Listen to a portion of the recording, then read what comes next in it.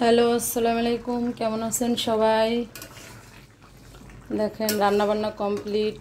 আসলে রান্নাবান্না শেয়ার করতে পারিনি, আমার একটু অসুস্থ, তার জন্য এই রান্না করছি। তাও দায় ঠিককে দুন্দুল দিয়ে রুই মাছ দিয়ে রান্না করছি। একটা মশলাও বাটা দিইনি, সব আস্ত মশলা দিছি, মানে কাটাকাটি জিরা এই যে টাইলে দিছি, বুঝলেন? কোনো কাজ বাজ শেয়ার করতে পারিনি। এটা হইতে থাকুক। সবসময় তো বাটা মশলা দিয়েই তরকারি রান্না করি, মাঝে মাঝে একটু কাটাকাটি মশলা দিয়ে রান্না করি। যেমন এই যে পেস্ট আমি সবসময় কাটাই দিই, রসুন কাটা দিছি, তারপর হলো জিরা আস্তা দিছি, বাইটা দিই নাই, একটু তেলে ভাজা তারপরে দিয়ে দিছি। কারণ আমার শরীরও ভালো না, তার জন্য রান্না বান্না করি, তাও অনেক কষ্ট করে।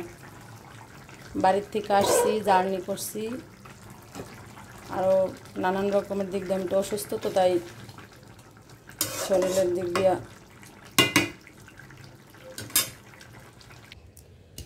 দেখেন এক পাতিলা ভাত রান্না করে রাখছি।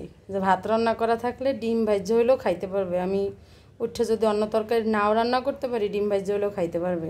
অবশ্য আমার হাজব্যান্ডের জন্য গরু গোশ রান্না করা আছে, আমার নিয়ে সমস্যা নেই, আমি আলু ভর্তা হইলেও খাইতে পারি। চলে আসলাম ব্যালকনিতে। ওয়েদার দেখেন, ভাদ্র মাসের রৌদ্র, প্রচুর পরিমাণ রৌদ্র। মানে ঘরের ফ্যান যদি ছাড়া হয় বাসা বাড়িতে, তাও মনে হয় যে পুড়া যায়। গ্রামের বাড়িতে গেছি, টিনের ঘর, ফ্যান ছাড়লে মনে হয় গরম বাতাস বেরোয়, এতে অসুস্থ বেশি হয়ে গেছি।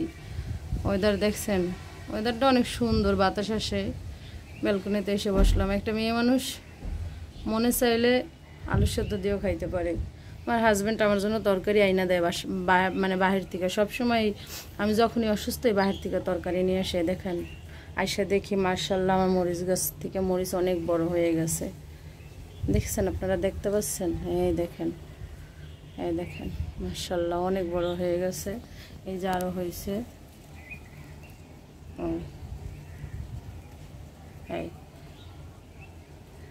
মার্শাল্লাহ অনেক মরিচ হয়েছে। ওই যে ওইখান দিয়া বাহির থেকেই বেশিগুলো হয়েছে, দেখা যায় না। বেশি কিছু শেয়ার করতে পারলাম না, এই পর্যন্তই। সবাই ভালো থাকেন, ঠিক আছে? এই আজকে দিনের কাজ বাস।